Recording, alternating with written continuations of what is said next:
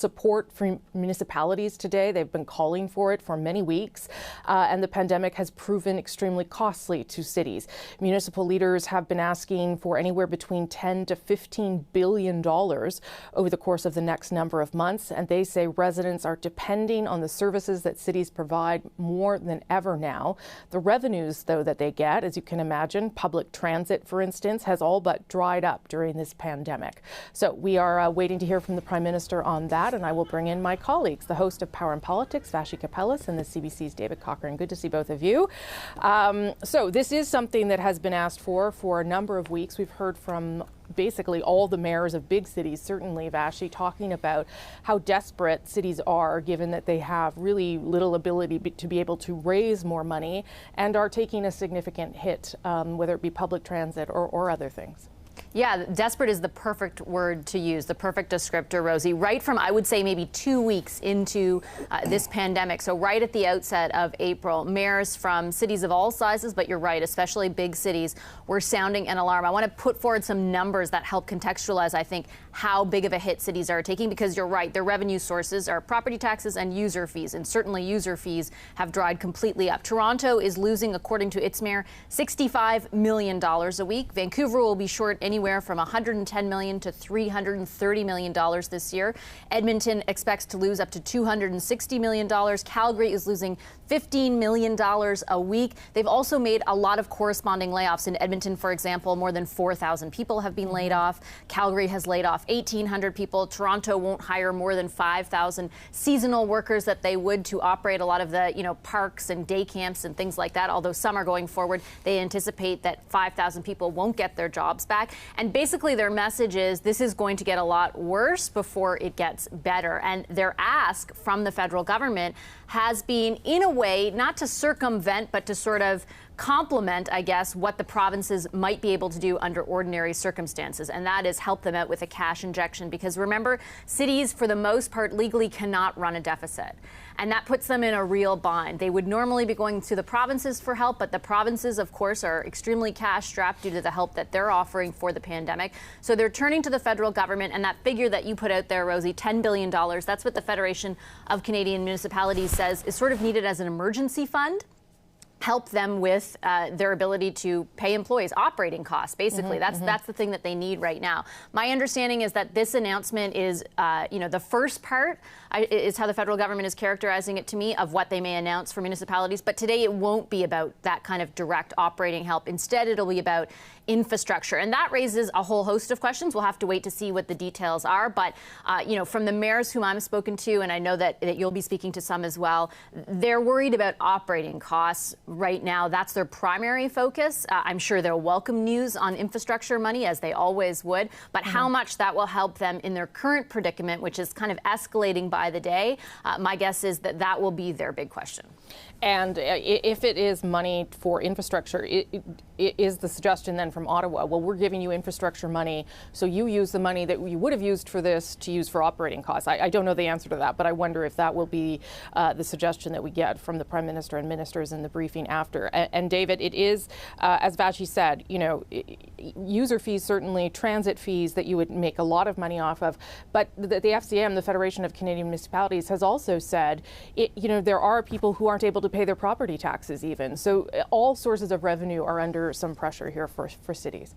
Yeah, I would imagine, especially in the commercial sector, with the economy essentially on total shutdown, a lot of people just don't have the money to pay their property tax. I don't think what we're going to hear from the Prime Minister is going to satisfy all of the demands out there. The way, as I understand it, this is essentially a cash advance on the money they normally get through the GST component transfer, the gas tax transfer, excuse me.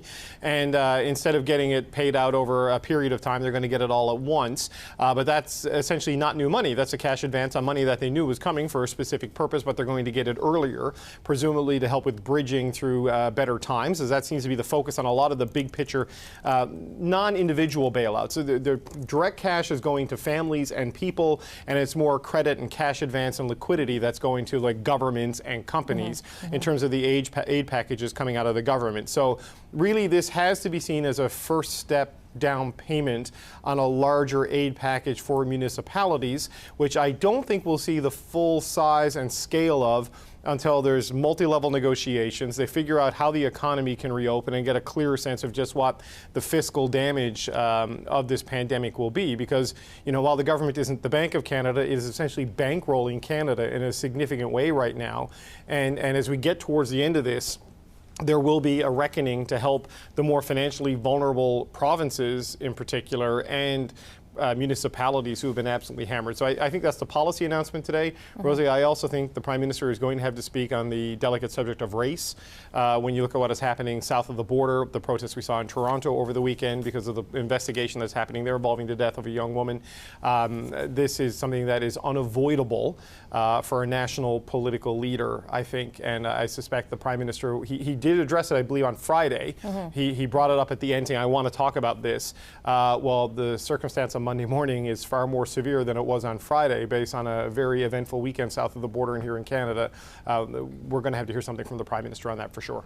Yeah, quite right. Okay, and that will lead me to my next interview. I'll come back to both of you. Ahmed Hussen is the Minister of Families, Children and Social Development. When he was Minister of Immigration, he raised some concerns and has since over racial profiling. He continues to do that today, and he's actually spoken himself about some of his own experiences as a refugee when he first arrived in this country. Good to see you, Minister. Thanks for making the time. Thanks for having me.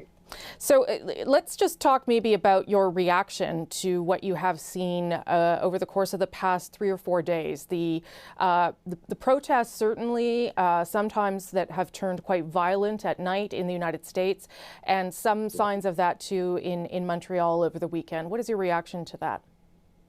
Well, I think our government will always support the right of Canadians to freedom of expression. We support people's right to express themselves while also protecting the safety and security of Canadians. We understand that these are tough times.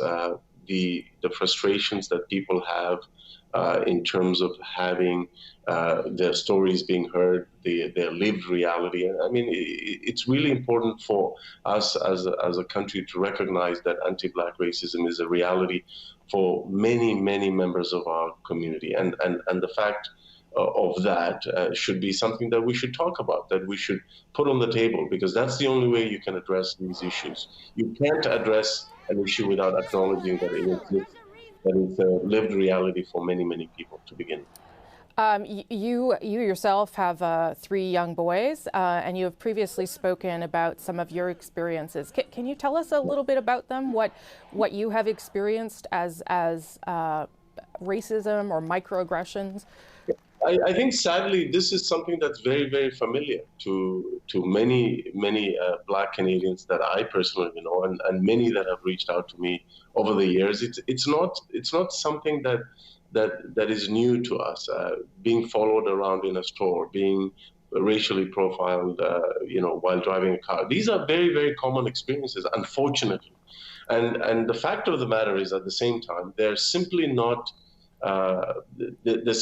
known to many people of good faith and who are friends of Black Canadians across the country. And so what I am trying to say, and my reaction to what is happening both in the United States, but also to a certain extent in Canada, is that this is a lived reality for many of us. And anti-Black racism, especially the systemic kind, holds many of our fellow Canadians back. And we need to acknowledge that, we need to deal with it so that we can have those individuals and our community fully participate in Canadian society. It is unfortunate that some don't even want to see it as part of the Canadian fabric, and they see it as an American reality. But the fact of the matter is, we do have an issue, and by and large, Canada has and continues to be a very generous country, a country that welcomes newcomers, a country that allows people to achieve any dream that they aspire to. But at the same time, we have a dark underbelly that we need to deal with. And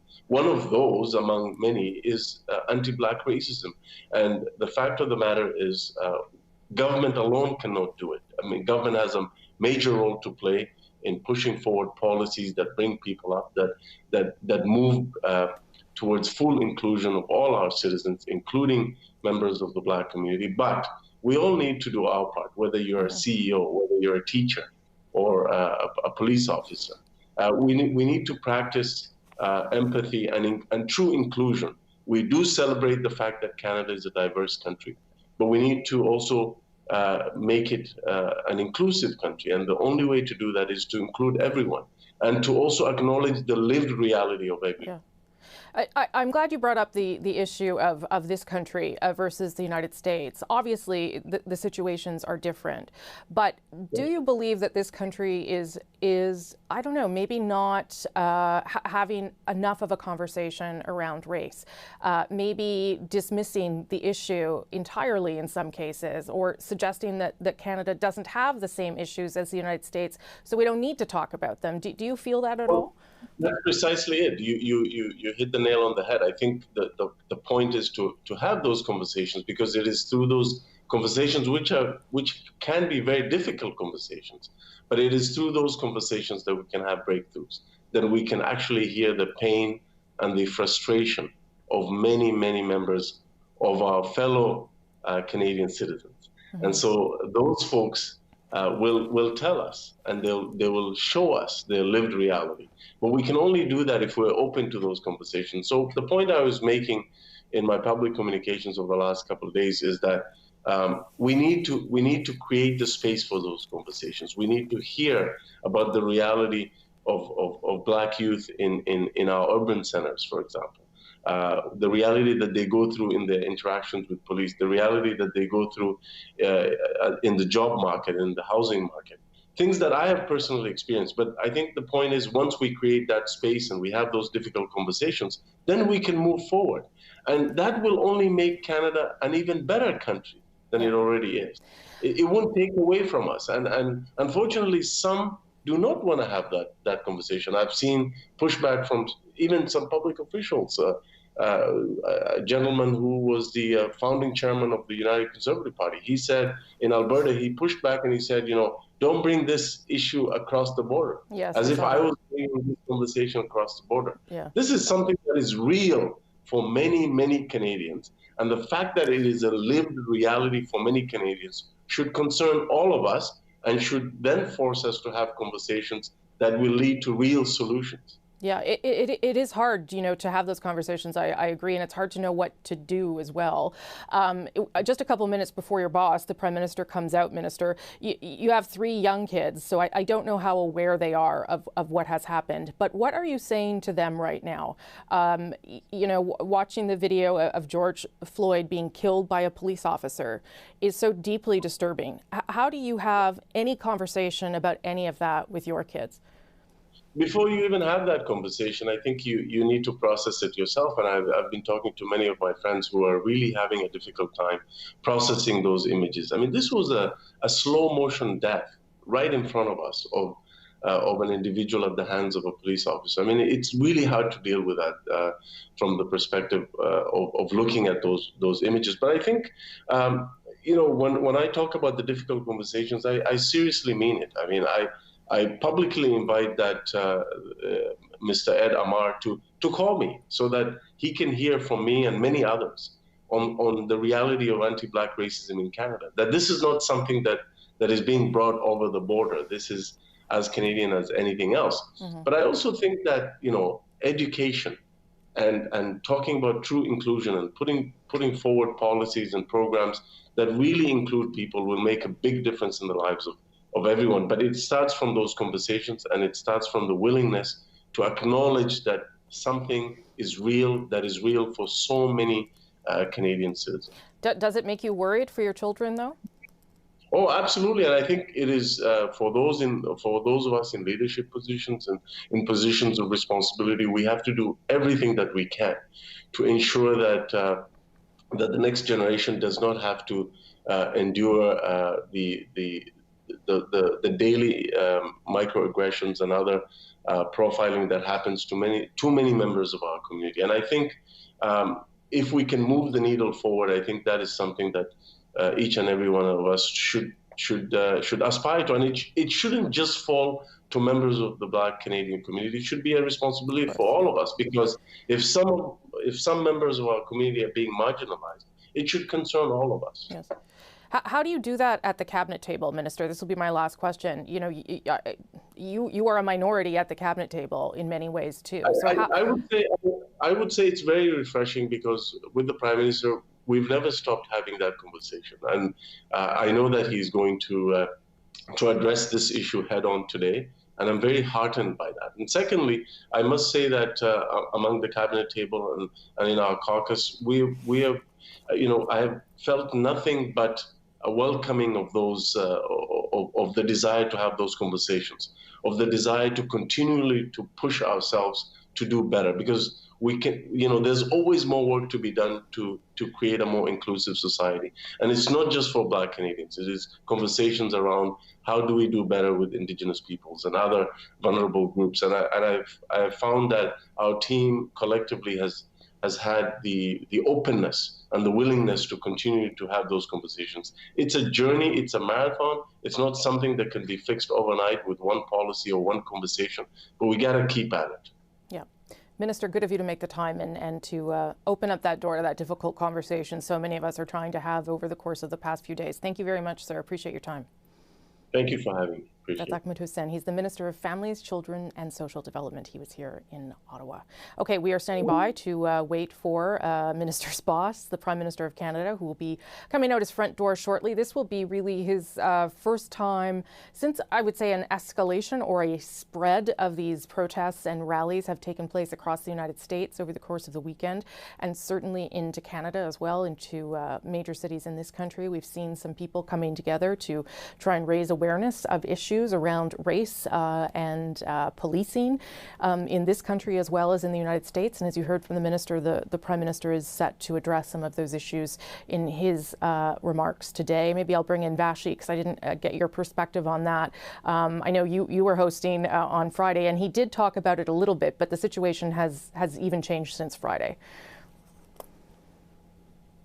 Certainly not to the level that it is right now, or at least we were not witnessing exactly what we did witness over the weekend. And at the end of the press conference, unprompted, the Prime Minister talked about a lot of what you just heard Minister Hussen outline, and primarily that while we are watching this unfold south of the border, it is not an issue that is relegated only to south of the border, that in fact it is very present and very real for so many people in this country, and it is something that needs to be discussed and discussed more and with more frequency. I anticipate that we will hear something similar from the Prime Minister today. I'm not sure in the way of specifics, but I thought all your questions were, it was very interesting to hear it from Minister Hussen's perspective, and I can only imagine Minister Jagmeet Singh, who's also the leader of the NDP, addressed it earlier today.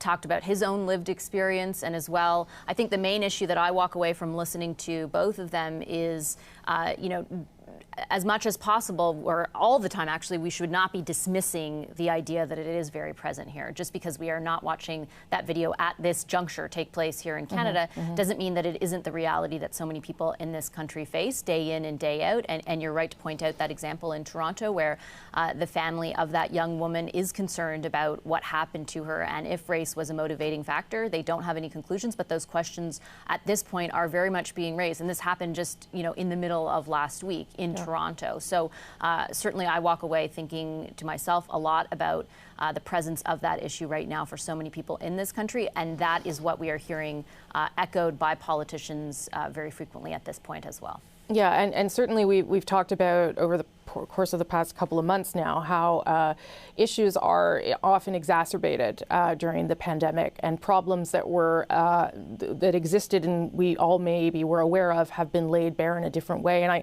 only make that point because in the case of George Floyd, he had been laid off because of the pandemic at a restaurant. So these stories are intertwined, and people are feeling frustrated. Jagmeet Singh, one of the things that he brought up this morning was a need for more data around race when it comes to the pandemic. That's something that we are not collecting systematically in this country. So we don't have a really good picture of how it is affecting minority populations or Black populations in this country in a different way. We have a bit of a picture on the island of Montreal, but we certainly don't have a complete picture. We have a bit of a picture in Toronto, but that too sort of shows that if you don't pay attention to how it's affecting different communities, you're you're probably not going to address some of these problems directly. And some of that is because they are in communities where it's poorer, or they're having a harder time, or there's more people living together. And those things too help you address the underlying problems of racism, David. That's a whole bunch of things I just threw at you. But I do think the pandemic and race and things that we're seeing in the United States are connected. A lot of people who are out protesting are out of work because of the pandemic, and they feel devalued, and they're worried about things, and all these things start to become, just a really sad reality for many people. Yeah, there is an unwavering inequality across society, and first I'm going to acknowledge that I'm a middle-aged, middle-class white guy who grew up in St. John's. I cannot speak to the lived experience of any racialized Canadian, and please do not take any of what I'm about to say as an attempt to do that. But there is an inequality that most of us who are privileged and comfortable can ignore in normal times, because we go about our daily lives and things are fine, and it doesn't intrude into our consciousness in a significant way. The pandemic has disrupted everybody's daily life and, as you said, laid bare a lot of ongoing, festering issues in society, from the treatment of the poor to the aged.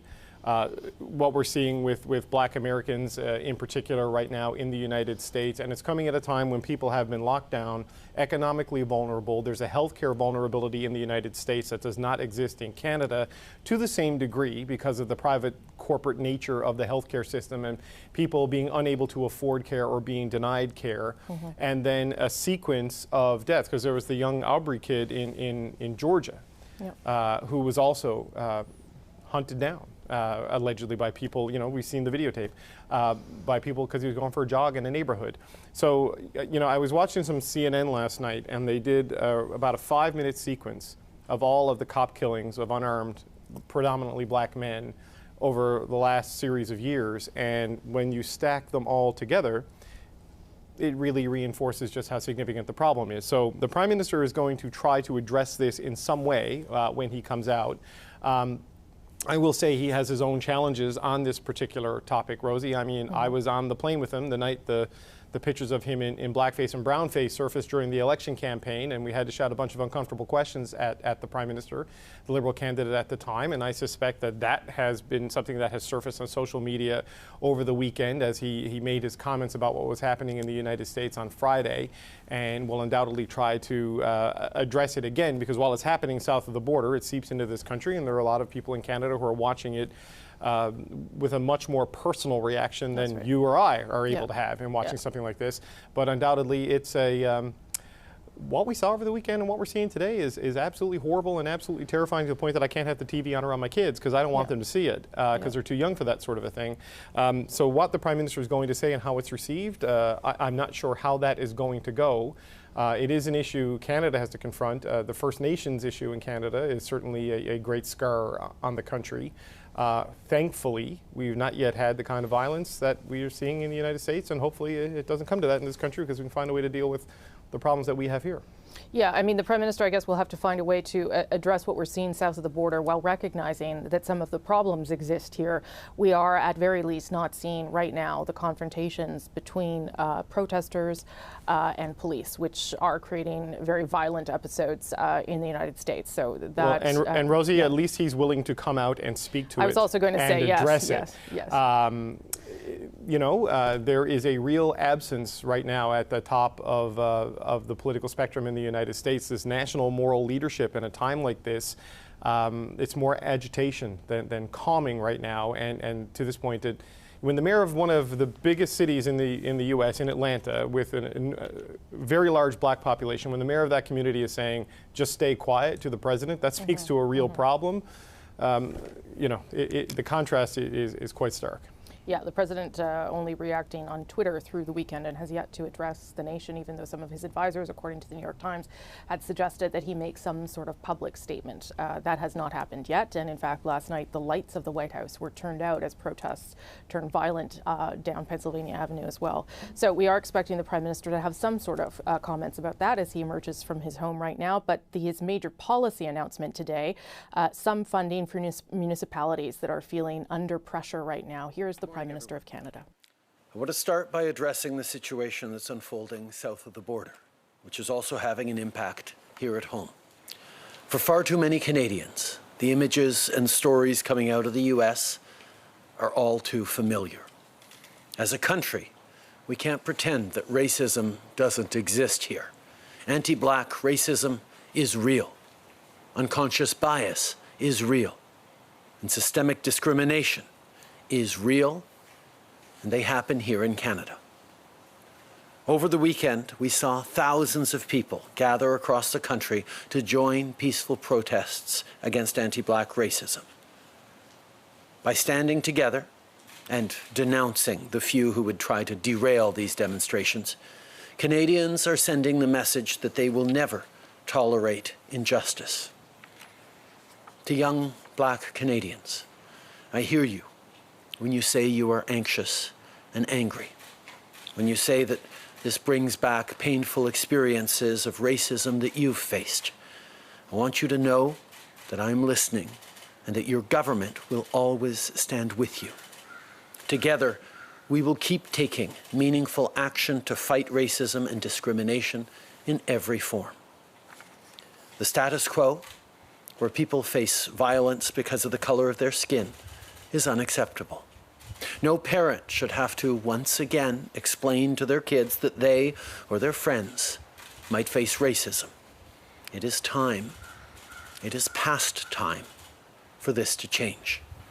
As leaders and allies, we must do the hard work needed to listen and learn. We must ensure that everyone is safe and respected. That includes journalists who need to be able to do their work on the front lines to expose the truth and tell the stories we need to hear.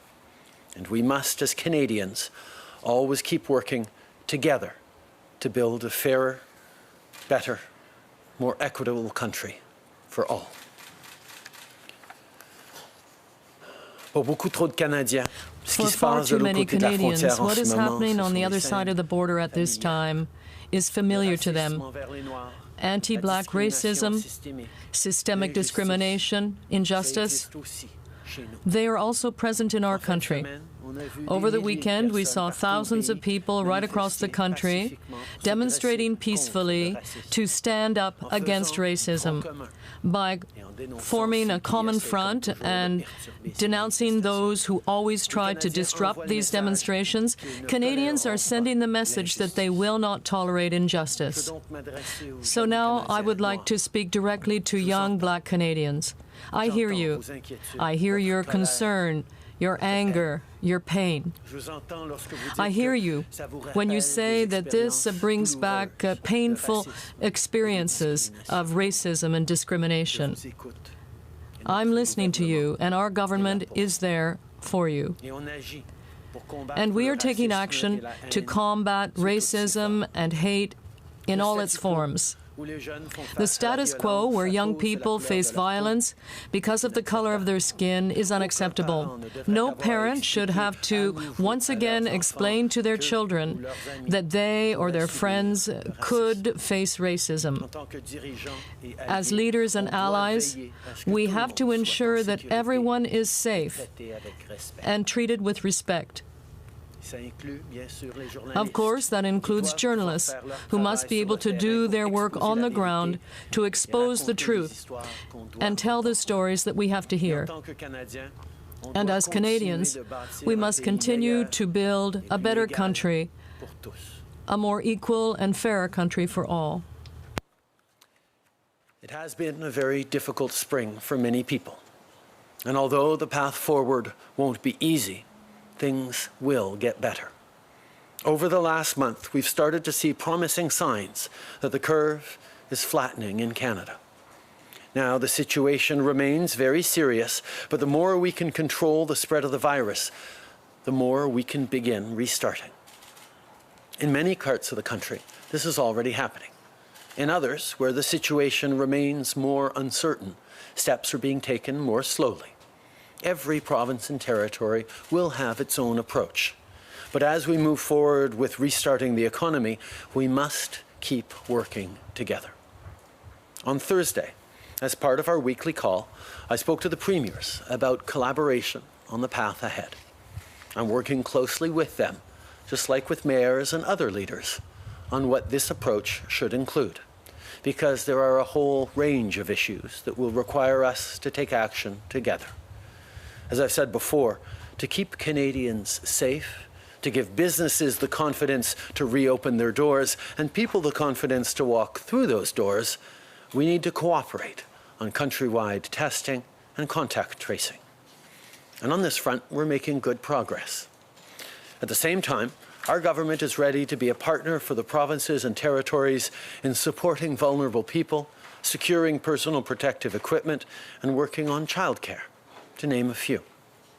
In other words, we're ready to be a partner in a safe, effective restart of the economy. And today, we're demonstrating a first step forward with support for municipalities as they face a cash crunch. From testing clinics to programs for seniors, cities and towns provide essential services. So it's crucial that they have the resources they need. In response to COVID-19, we will make available $2.2 billion for municipalities in the coming weeks through their yearly federal support with the Gas Tax Fund. Normally, municipalities receive these payments in 2 installments, but we know that cities and towns need this money right away as they deal with COVID-19. That's why we're making the full 2020-21 payment available now. Minister McKenna has sent letters to all of her provincial and territorial counterparts to outline how this accelerated process will work. But here's the bottom line. This is strong support to keep Canadians safe and our communities strong. And it's support that will give businesses the confidence to reopen, getting hardworking Canadians back on the job. This is a start. We know there's more to be done to support municipalities and to support the entire reopening process. In the days and weeks to come, we'll keep working with the provinces and territories on this and on a whole range of other measures. More than ever, we will have to work together to restart our economy. Our government will therefore continue to collaborate with its partners to weather this crisis, particularly when it comes to contact tracing and testing. We are also prepared to help the provinces and territories protect vulnerable individuals, secure more PPE, and to focus on issues such as childcare. We are ready to work together to ensure that the recovery can be a safe one for everyone. And that's why today we are taking a first step towards that goal by providing support to the municipalities who are currently experiencing liquidity problems.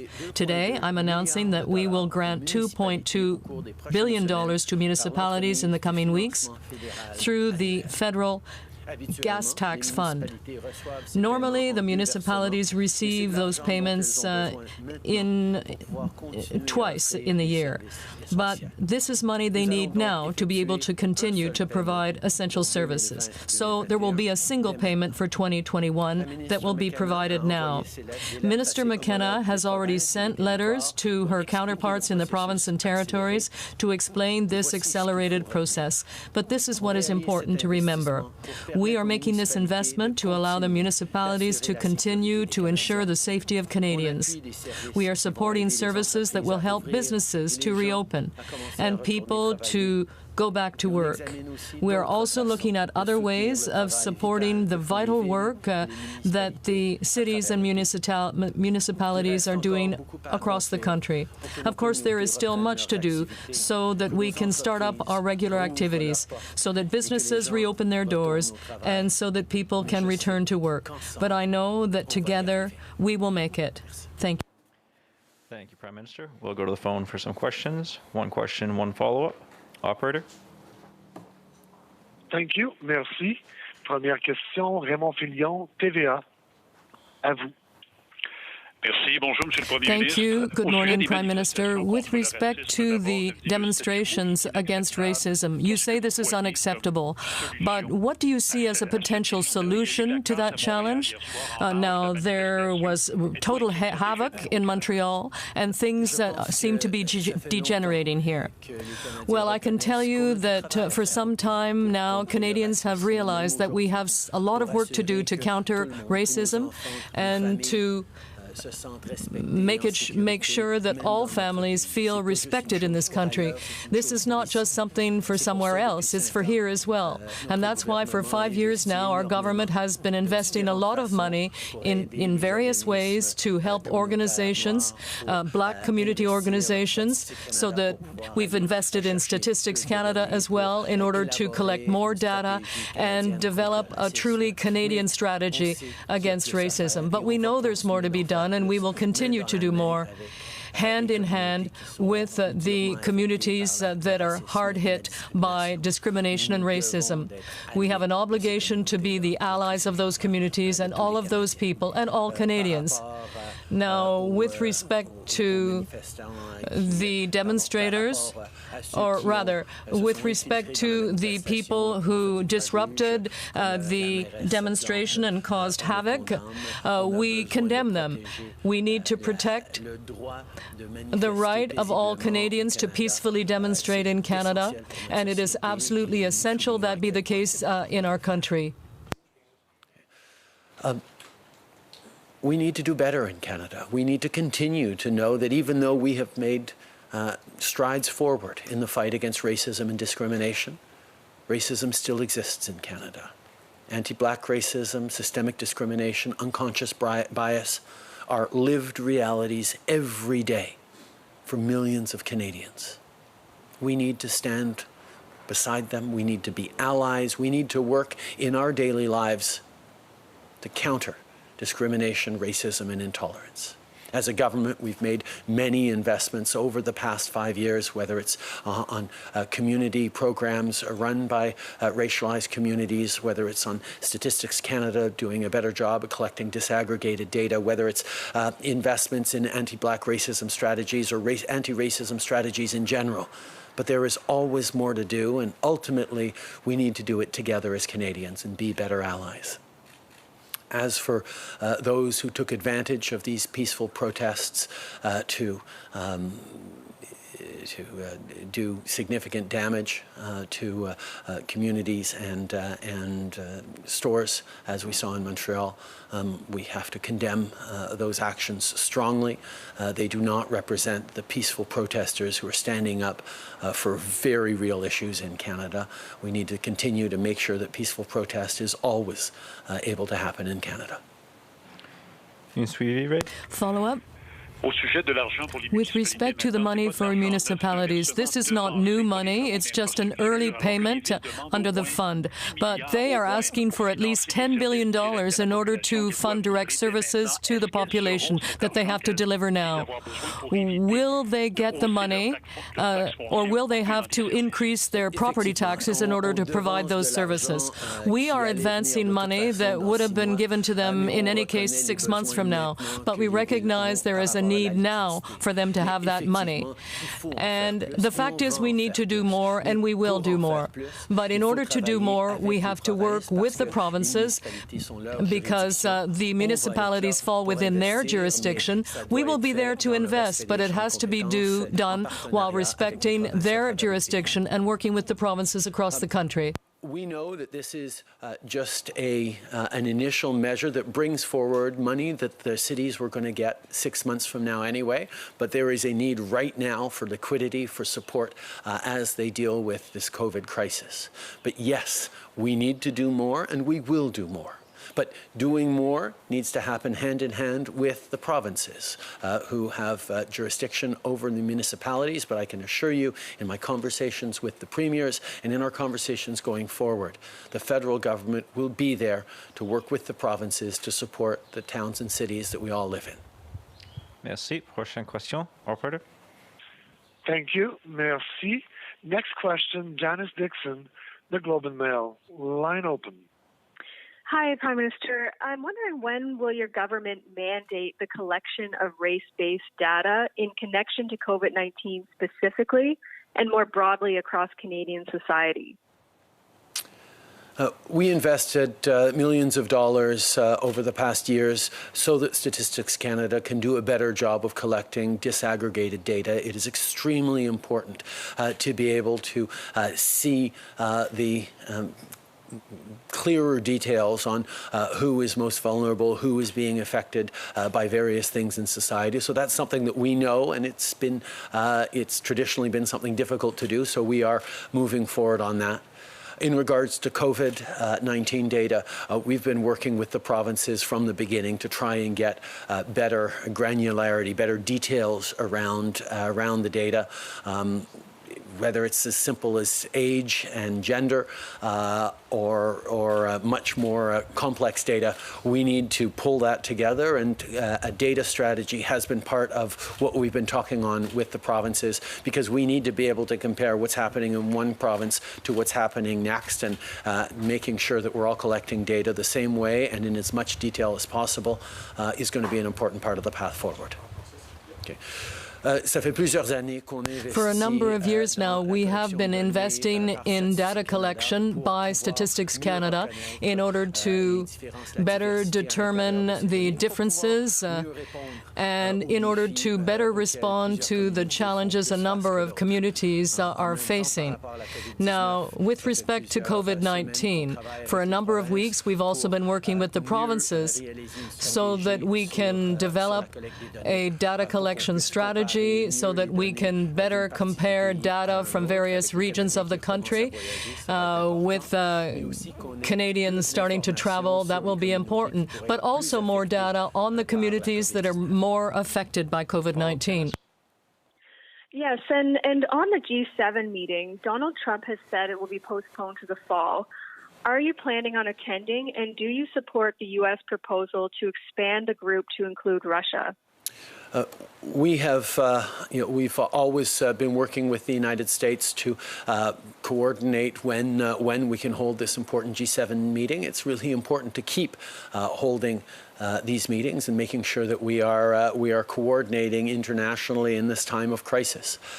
Russia was excluded from the G7 after it invaded Crimea a number of years ago, and its continued disrespect and flaunting of international rules and norms is why it remains outside of the G7 and will continue to remain out. It's important to have opportunities to get together as countries and as world leaders to talk about the health care crisis and the economic crisis and to work together. And we will continue to work with the Americans on the details of the G7 meeting. But Russia was excluded from the G7 because of its invasion of Ukraine, and Russia continues to completely flout international standards and norms. So it would not be acceptable for Russia to get back into the G7. Thank you. Merci. Prochaine question, Benjamin Vacher, TFO. À vous. Good morning, Prime Minister. With respect to the letters to the municipalities, you have said that you are giving them $2.2 billion, but the Federation of Canadian Municipalities has asked for $10 billion. So do you think that they will see that as being adequate? Well, we respect provincial jurisdiction as set out in our Constitution. We are working with the provinces to figure out the best way of helping the municipalities. But even though it doesn't fall within our jurisdiction, we have money money to help the municipalities. We are now giving them that liquidity, and it won't be enough. There will be more needed, and we are waiting to hear from the municipalities, and we will be working with the provinces and hope that the provinces will be good partners with the municipalities and the federal government. Now, what about the request being made by the provinces? You say that this is just a first step.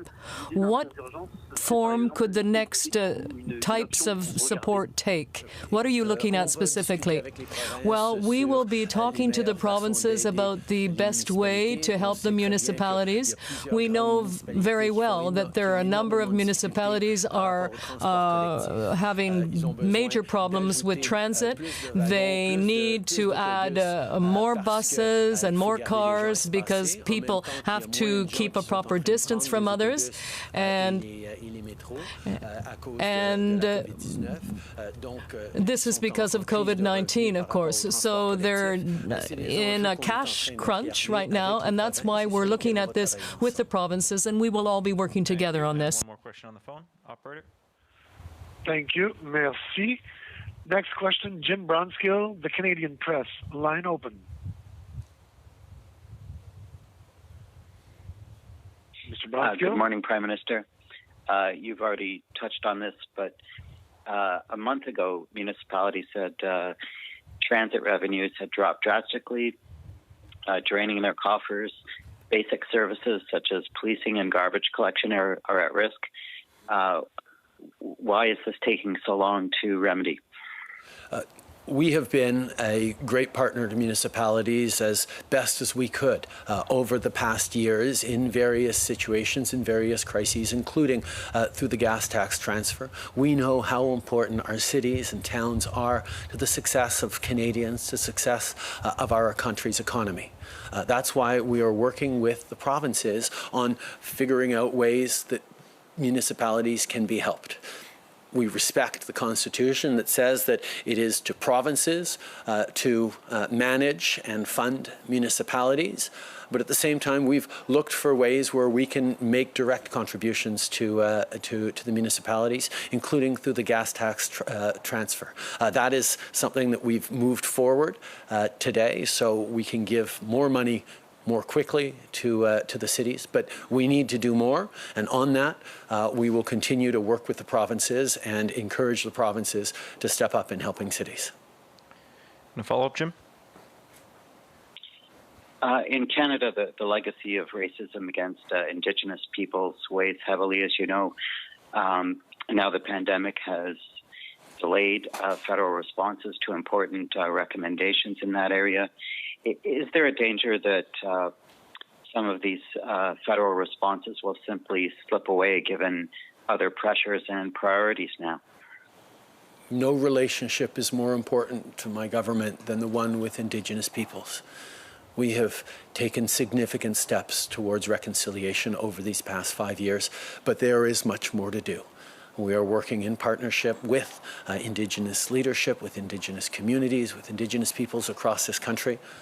Right now, in this challenge around COVID, many of our partner organizations are very much focused on supporting their communities. We continue to work on the strategy to fight gender-based violence and respond to the missing and murdered Indigenous women and girls inquiry. But the work is affected because of COVID-19, but it remains a priority, not just for us, but for all Canadians, that we will continue to work on. Good morning, sir. Ryan Tunnell, National Post. You've acknowledged this morning that the money you're giving to municipalities is effectively in advance. It falls well short of their needs. We're seeing cities cut transit service. We're seeing them lay people off. I'm wondering if you're concerned that going forward, we're going to have less services in cities, especially for low-income people who need it to get to work at grocery stores and long-term care centers. I'm very concerned about the funding level for cities, about the services that cities offer to people, to Canadians, the essential services, whether it's obviously police and fire, but also frontline community workers, daycare workers, community center assistants, health workers. There's a range of services offered by cities that are at danger of disappearing.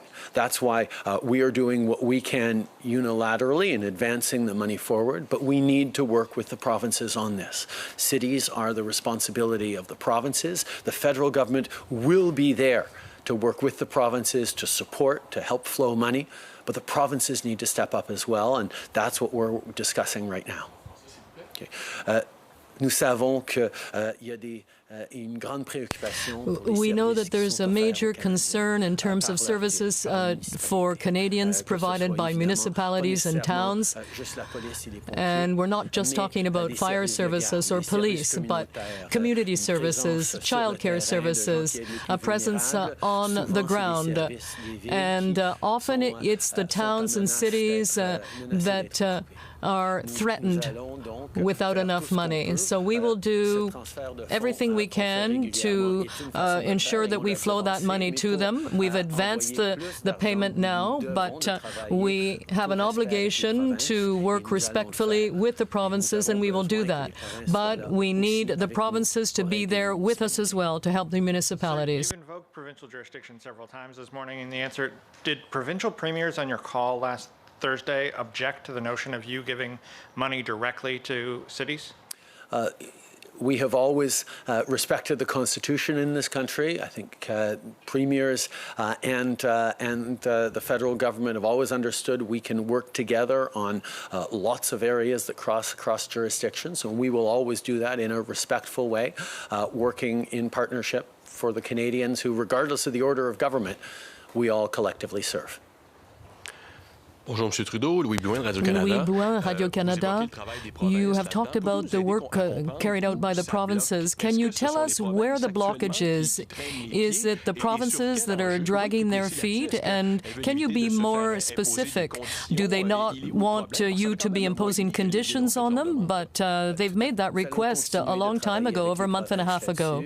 We're continuing to work with the provinces on this. There are a number of provinces that are dealing with various challenges associated with COVID-19, and there are different perspectives on the federal government intervening in their area of jurisdiction, but we are respectful of their responsibilities, and we understand that the federal government has a bit more fiscal latitude than the provinces, and thus we think it's important that we be there to provide support so that our economy can reopen safely in the cities and towns of this country.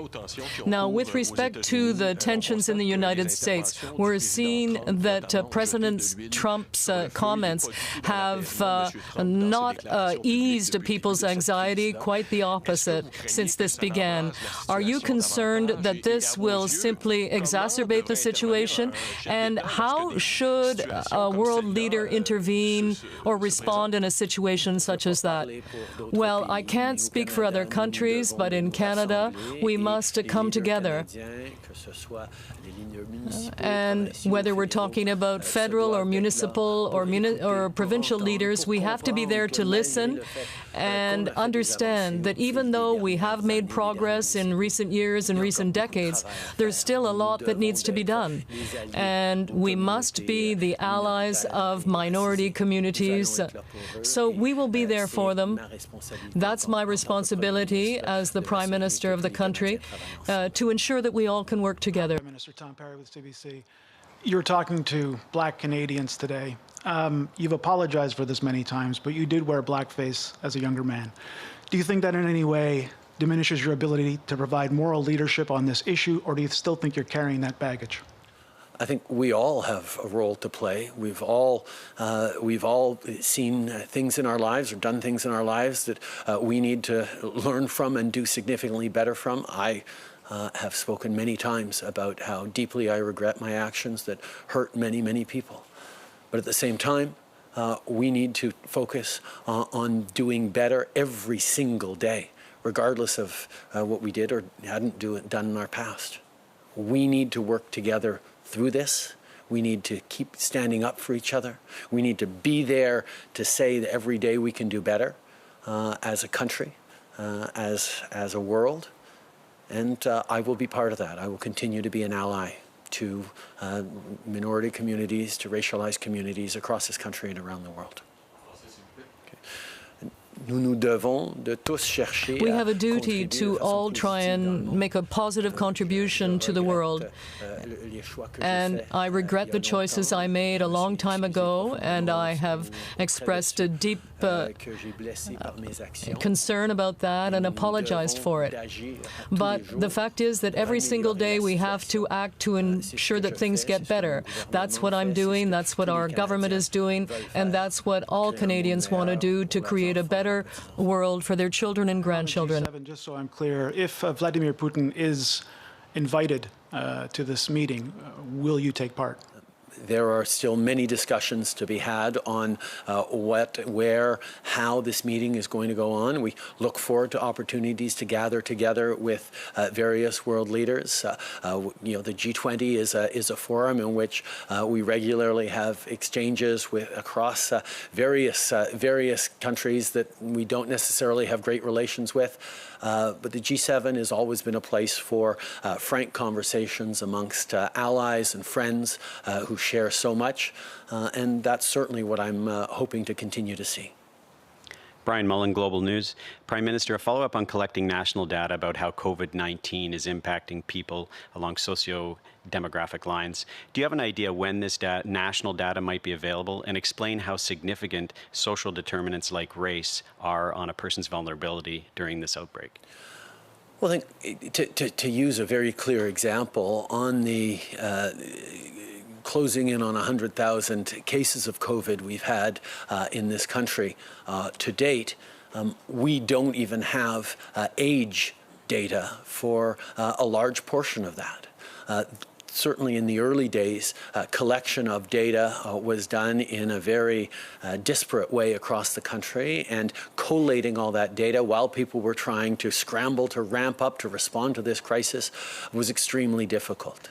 We need to do much better than that, and that's why we're working together with the provinces to establish a strategy on data collecting that will look at disaggregated data. We'll do a better way of bringing together data that can be compared and collated across jurisdictions, so we have a better picture of what's going on. These are things that we need to know, because we do know that COVID doesn't hit everyone the same way. Obviously, age ranges are real, but racialized communities are living this very differently than others. People who are already vulnerable for different reasons can become more vulnerable to COVID-19. That's why having accurate pictures of how people are being affected by this, and therefore how we can and should help them, is going to be really important for going forward. From the very beginning, public health agencies have been working very hard to try and respond to this crisis. And initially it was very difficult to get comprehensive data, because people were working very quickly to address the immediate situation. For example, there are tens of thousands of COVID cases in this country, and yet we are not aware of the ages of the people in many cases. And that is a data element that is very simple to collect. Now, for more complex data elements, we need to coordinate our efforts as levels of government, so that we can establish proper comparisons and see who is more affected. Minority communities that are already vulnerable are more affected by COVID-19. We know that anecdotally, but we need to have concrete data in order to better understand and provide better support. Gallagher, CTV National News. Prime Minister, today you've talked about the potential of more financial help or other assistance for municipalities in addition to today's announcement. But I'm wondering, why not just bring forward some of those suggestions now? There are many mayors that are very preoccupied with the future of their fiscal situation. They're considering cutting essential services. Why not deliver them some certainty today with these other announcements you're teasing for later in the week or next week? because further announcements will require cooperation and partnership with the provinces who have jurisdiction over municipal funding. We need to work with the provinces on this, which is something we are doing and have been doing for a number of days now. Merci beaucoup tout le monde. All right, that is the Prime Minister of Canada on this Monday giving his regular briefing to Canadians on the government's response to COVID-19, but also addressing the many protests and rallies that we saw across the United States yesterday and through the weekend, and a couple here in Canada as well in some of our major cities, saying that for far too many Canadians, the images and stories coming out of the U.S. are all too familiar. Anti-Black racism is real, and it happens here in Canada. But the policy announcement today was one that many municipalities had been waiting for. The government has decided to advance money, $2.2 billion in the gas tax relief to municipalities as a one-time payout instead of over 2 periods throughout the year. The Federation of Canadian Municipalities had been asking for anywhere between $10 to $15 billion. The Prime Minister also made it clear this was a first step in helping cities, and the rest would have to come after conversations with the provinces. So let's get some reaction now from leaders of 2 of Canada's major cities about this announcement. Brian Bowman is the Mayor of Winnipeg, and Kennedy Stewart is the Mayor of Vancouver. Good of you to make the time, gentlemen. Thank you so much. Good morning. Thanks for having us. I know you've both been hit pretty hard by all of this. You've both had to lay off people in the municipality. You've both obviously felt the effects of fewer transit users as well. That's one of the places where you get a lot of money. So let's just get your reaction to this advance of money, I guess, that you knew was coming, but it's just going to come all at once. I'll start with you, Mayor Stewart.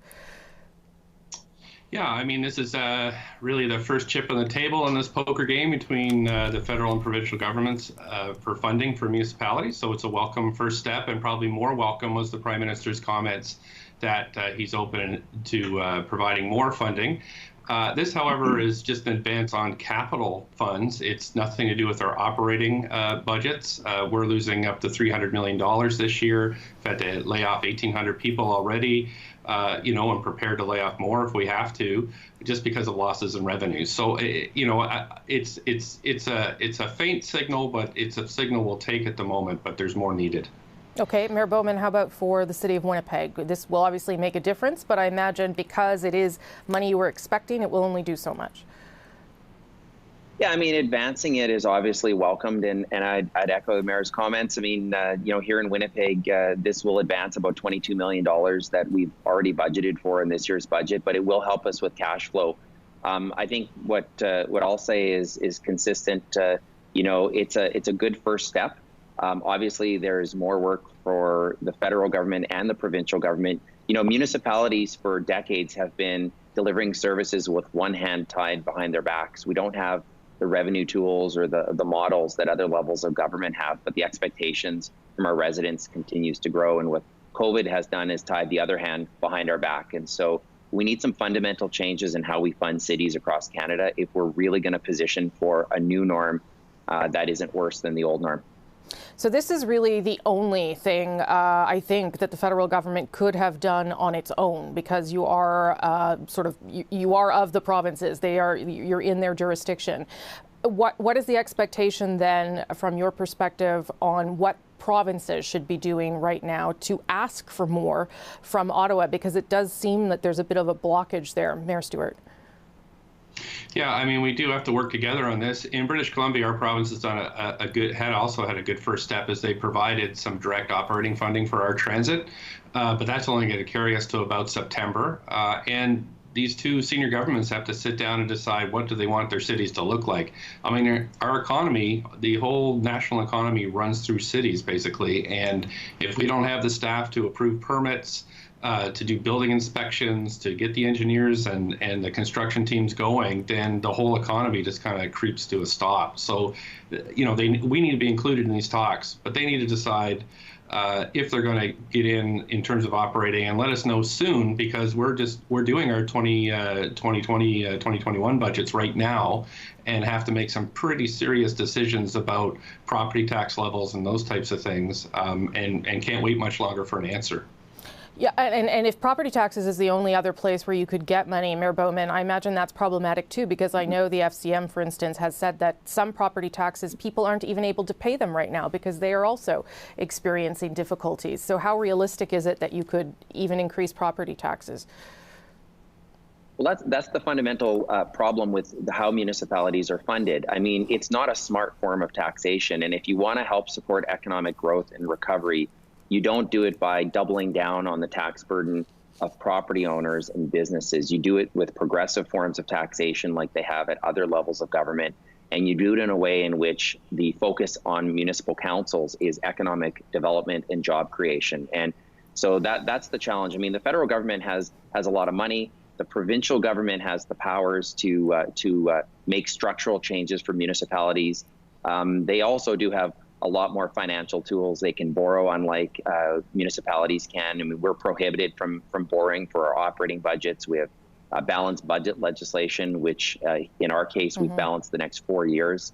So I would agree. I mean, these other two levels of government need to coordinate in a way that is unprecedented and rises to the occasion and the need right now in a pandemic. Just so I understand clearly, I'll go back to you, Mayor Stewart. We're going to hear from Minister McKenna shortly, but this money can't actually be used for operating costs. Is that accurate? It has to be used for capital costs. That's right. Yep, it has to be for capital, and it's already capital that we were going to spend money on anyway. The problem is with our cities is that we do require some operating monies in order to make the capital monies flow through. So we still have to pay our engineers if we're going to build new transit projects. And so if we don't have that initial operating money, then this money just sits in accounts. We can't use it right away to kickstart the economy. Okay, so before I let you go, because ministers are going to pop up shortly, but can you both sort of paint a picture of what happens to your city, what kind of choices you're going to have to make if you don't get more? And certainly it seems like the Prime Minister wants to have the conversation, but if more is not forthcoming, what happens to some of the very real things that people need in your cities? Mayor Bowman? Yeah, it's not a prospect we want to go down that path because, we're talking about essential services, clean, safe drinking water, first responders there when you need them. The municipal governments don't provide nice to haves. It's must have for Canadians, and the majority of Canadians live in Canadian cities. And so for us, we can weather the storm until about the end of August. And then after that, as we prepare our 2021 annual update, we will have to look at some fundamental choices between services or increasing the ask of property owners, neither of which should help with an economic recovery for Winnipeggers and for Canadians. Mayor Stewart, same question to you. Yeah, it's about the same for us. We've laid off 1,800 of our 10,000 employees. Our unions here have been great, so we've made some arrangements that would stop further layoffs until about the end of August. But come September, we're right back in the same situation. And it is, you're right. I mean, we have, now we're worried about frontline services. We've already asked our police to take a 1% cut on their budget. Our fire has. And I know other cities across the country in the same places. So, how far are they going to let us ramp down is the question to the provinces and feds, and that it'll take us that much longer to get back up and running and get the economy, firing all cylinders. So it's an important choice for them. I said it was the last question, but I'll quickly just ask you: would the wage subsidy program make a difference if you were able to tap into that? They certainly haven't made that change yet, but would it make a difference for you, Mayor Stewart? Yeah, absolutely. Any of these federal programs, like none of them apply to municipalities. If they started to stretch those out to municipalities, that would help a lot. And we could take a slice of the sales tax too while they're at it. That would be great. Mayor Bowman? Yeah, I'd echo that. I mean, that's a smarter form of taxation because we get the skin in the game, and when it comes to economic growth and development, it's more progressive. So, that's the kind of discussion we need to be having. We all need to rise to the occasion to look at some fundamental changes so that the new norm doesn't look like the old norm with a lot less dollars for frontline essential services that municipalities provide. Okay, I'll leave it there. Mayors, Winnipeg Mayor Brian Bowman, my hometown. Hope to get there over the summer. Don't know if it's going to happen. And Mayor of Vancouver, Kennedy Stewart, another city I also love to visit. Good to see you both, gentlemen. Appreciate you weighing in. Thank you. Thanks very much. Thank you. Thank you. Okay, we do, of course, have our regular briefing from public health officials and cabinet ministers. But before we get there, just want to squeeze in, if I can, a quick take with Steven D'Souza. He is standing by, of course, in New York, where he's been following developments, protests, rallies, and some violence taking place over the past couple of days in the United States. Steven, what can you tell us about where things are at today? Well, it's interesting. There's a debate going on right now in the city of New York about whether the city should impose a curfew, because we've seen that imposed in dozens of cities across the United States. But there is a debate about whether it would work here in New York City. Last night was the fourth night of protests. More violence later in the night. Throughout the day, there were peaceful protests. It seemed like protesters were making a concerted effort to put forth a peaceful step and trying to encourage officers to kneel down. And we saw some officers do that. But later in the evening, after 10, 11 o'clock, there was violence. There was looting in Soho, one of the fashionable shopping districts. More police vehicles were vandalized and destroyed. And so the mayor today says he is considering a possible curfew. Take a listen to what Mayor Bill de Blasio had to say earlier. We have to look at it as an option. But that being said, we have not made a decision. There are advantages and disadvantages, to say the least, to instituting a curfew. Previous nights, I think, were different than what we saw last night, so we're weighing that right now. It's interesting, the police commissioner has been doing the media rounds today, and he was asked about a possible curfew. He says, the city doesn't need the National Guard, and he said a curfew probably won't work because he doesn't think people in the city would actually even listen to it. And in his words, he said, if people think a curfew will work, they don't understand what's going on. So the mayor says he's going to be speaking with the commissioner about this idea later, but it doesn't sound like it'll get much traction. Yeah, and curfews in other U.S. cities certainly proving that they also don't work. Steven D'Souza, thank you for making the time. I appreciate it very much. Steven D'Souza in New York. Let's bring you back now to government officials here in Ottawa. This is the Health Minister, Patty Hajdu. We have made together. We cannot lower our guard. Things are getting better, but our families and communities are depending on us to keep working together to protect each other. Now I will turn to Dr. Tam, and then Dr. New, and then Minister McKenna. Dr. Tam. Bonjour, good afternoon. I'll start with the latest numbers on COVID-19 in Canada. There are now 91,351 confirmed cases, including 7,305 deaths, and 49,235 cases, or 54%, have now recovered. Labs across Canada have tested over 1,691,000 people for COVID-19 to date, with about 5% of these testing positive overall. Over the past week, we have been testing an average of close to 29,000 people daily.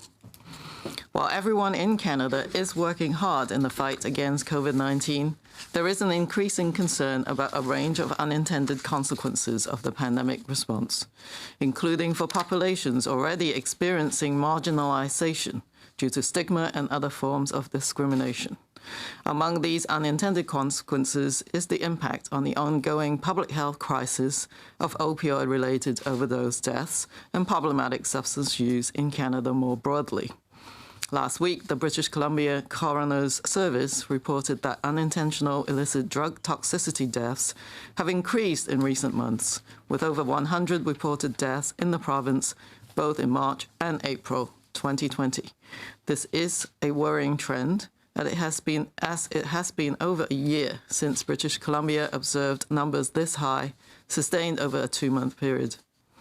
There have also been spikes in opioid-related overdoses in Toronto and Calgary, and several jurisdictions, including Nova Scotia, Toronto, and Guelph, Ontario, have reported overdoses due to unknown or unusual mixes of toxic illicit substances.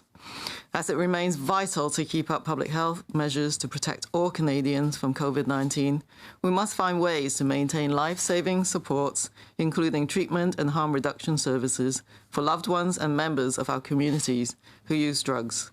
Changes in the illegal drug supply in the wake of COVID-19 may result in increased risk of overdose for persons who use drugs. We know that using drugs alone is a major risk factor for experiencing a fatal overdose. This is why it is so important never to use drugs alone Always have someone nearby or connected virtually to someone who can monitor you and be ready to call 911 or your local emergency helpline if needed. It is encouraging to see community organizations and governments across the country coming together to address the dual public health crises of COVID-19 and drug overdose deaths. Harm reduction and treatment facilities are implementing infection controls and ramping up virtual and mobile services. The Government of Canada's Wellness Together portal provides wellness and substance use resources free to all Canadians. British Columbia's LifeGuard app will automatically contact 911 if you don't click in within 75 seconds of taking a drug. Stella Circle in Newfoundland and Labrador is providing clients with technology and Wi-Fi to access online tools. Other organizations are providing adequate housing, meals, and improving access to medications for substance use disorders to minimize drug-related harms and the impacts of COVID-19. It is efforts like these that will help minimize the inequitable and disproportionate effect of the pandemic on an already vulnerable group of Canadians. Together, we can reduce drug-related harms while keeping up with the essential public health measures to reduce the impact of COVID-19. Thank you. Merci. Bonjour. Good afternoon. I'll start with the latest numbers on COVID-19 in Canada. There are now 91,351 confirmed cases, including 7,305 deaths and 49,335 people recovered, 54% of cases. Laboratories across Canada have tested over 1,691,373 people for COVID-19 to date, with about 5% of these testing positive overall. Over the past week, we have been testing an average of 29,000 people daily. While everyone in Canada is working hard in the fight against COVID-19, there is an increasing concern about the range of unintended consequences of the pandemic response, including for populations already experiencing marginalization due to stigma and other forms of discrimination. Among these unintended consequences is the impact on the ongoing public health crisis of opioid-related overdose deaths and problematic substance use in Canada more broadly. Last week, the British Columbia Coroner's Service reported that unintentional illicit drug toxicity deaths have increased in recent months, with over 100 reported deaths in the province in both March and April 2020. This is a worrying trend, as it has been over a year since British Columbia observed numbers this high sustained over a 2-month period. There have also been spikes in opioid-related overdoses in Toronto and Calgary, and several jurisdictions, including Nova Scotia, Toronto, and Guelph, Ontario have reported overdoses due to unknown and unusual mixes of toxic illicit substances. As it remains vital to keep up public health measures to protect all Canadians from COVID-19, we must find ways to maintain life-saving support, including treatment and harm reduction services for loved ones and members of our communities who use drugs. Changes in the illegal drug supply in the wake of COVID-19 may result in increased risk of overdose for persons who use drugs. We know that using drugs alone is a major risk factor for experiencing a fatal overdose. This is why it is so important never to use drugs alone. Always have someone nearby or connect virtually to someone who can monitor you and be ready to call 911 or your local emergency helpline if needed. It is encouraging to see community organizations and orders of government across the country coming together to address the dual public health crisis of COVID-19 and drug overdose deaths. Harm reduction and treatment facilities are implementing infection controls and ramping up virtual and mobile services. The Government of Canada's Wellness Together portal provides wellness and substance use resources free to all Canadians. British Columbia's Lifeguard app will automatically contact 911 if you don't click in within 75 seconds of taking a drug. Stella Circle in Newfoundland and Labrador is providing clients with technology and Wi-Fi to access online tools. Other organizations are providing adequate housing, meals, and improving access to medications for substance use disorders to minimize drug-related harms and the impact of COVID-19. It is efforts like these that will help minimize the inequitable and disproportionate effect of the pandemic on an already vulnerable group of Canadians. Together, we can reduce drug-related harms while keeping up with essential public health measures to reduce the impact of COVID-19. Thank you, Dr. Thank you. Thank you very much. I want to start by reiterating Minister Hadji's comments. We're watching hundreds of thousands or millions marching around the world and in Canada for human rights. Let's be clear. Canada is not immune to racism and discrimination. We all need to work together to call it out and to do better. The health and well-being of Canadians has been and will continue to be the top priority of our government. But this pandemic has affected a lot more than personal health. It also has affected our economy, which is why our government has been taking decisive action to support families, businesses, and communities, and it's why we're looking ahead to see what more can be done. We can help by continuing developing infrastructure projects throughout the country. For example, electric buses, renewable energies, and water projects that will help create good jobs and help communities to get back on their feet. Our government understands the challenging situation that cities or towns are in. I have spoken with mayors from across the country, and I've heard about their significant COVID-related financial pressures, in particular in relation to public transit. Our government is having important conversations with provinces and territories about this pressing issue. As the Prime Minister said earlier today, today's announcement is a start. We know that more help is needed from municipalities, but every voyage begins with the first step. To make sure cities and towns have the resources they need to get and keep infrastructure projects going, we're speeding up this year's funding delivered through the Federal Gas Tax Fund. Instead of delivering two payments, one in the summer and one later in the year, we're delivering the full 2020-2021 amount to communities this month. Our government recognizes the need to be flexible during this crisis. By getting this money out early, we are contributing to a safe restart, helping communities get back on their feet, supporting them to get more infrastructure built, like high-speed broadband, public transit, and wastewater, creating jobs, and building a stronger, cleaner, healthier, and more connected country. For communities to have the resources they need to launch their economy and follow up projects, and as the Prime Minister announced this morning, we are accelerating this year's fund through the Gas Tax Fund.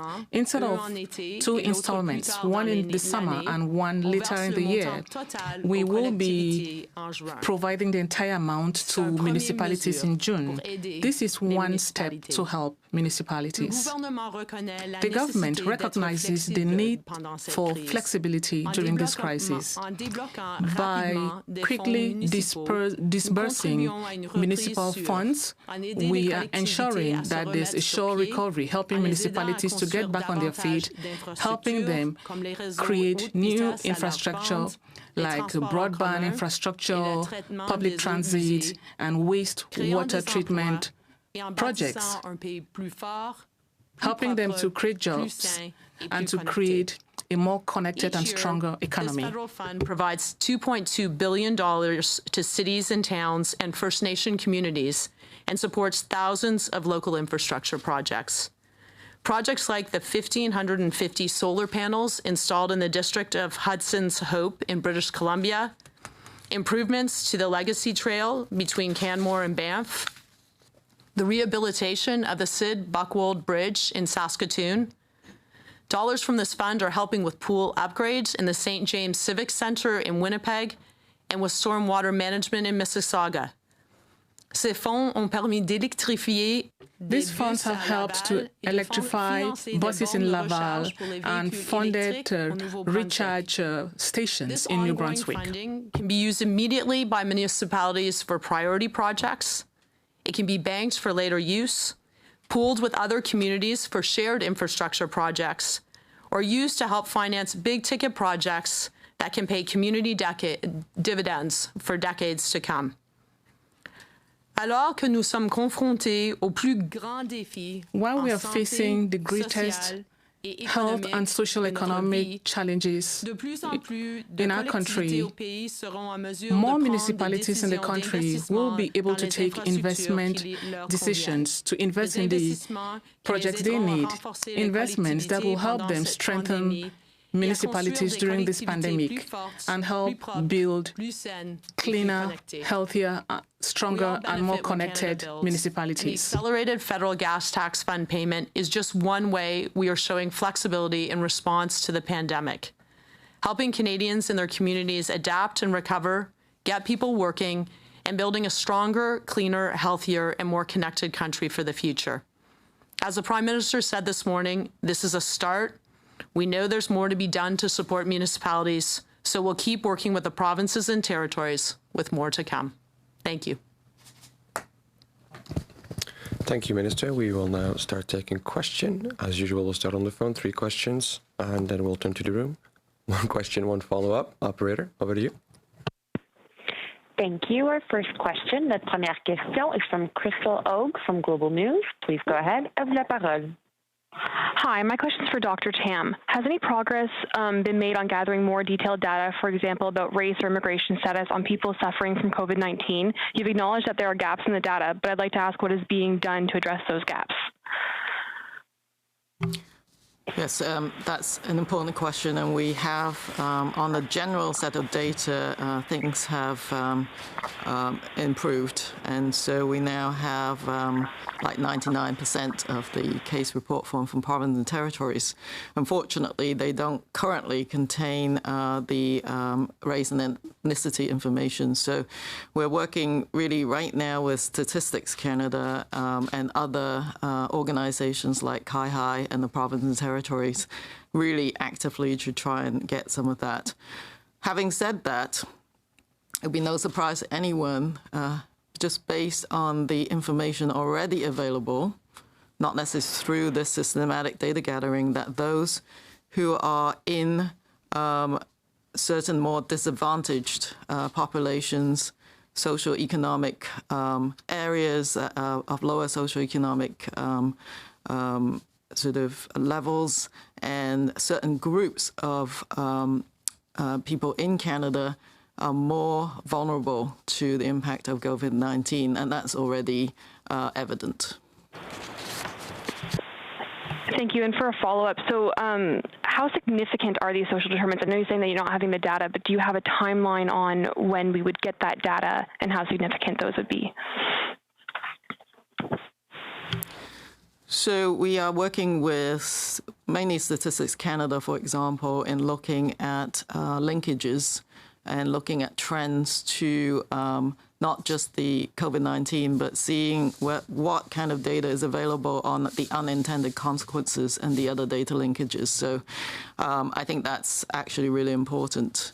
But as you've also seen from the more granular data provided now from areas like Toronto, we know in areas like Montreal, there are certain areas of even down to the local jurisdiction that are seeing disproportionate number of cases.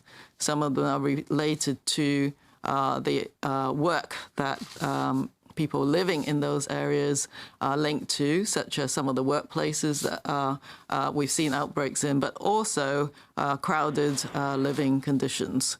So that data is coming out from more the local level. Thank you. Thank you, Doctor. Operator, next question, please.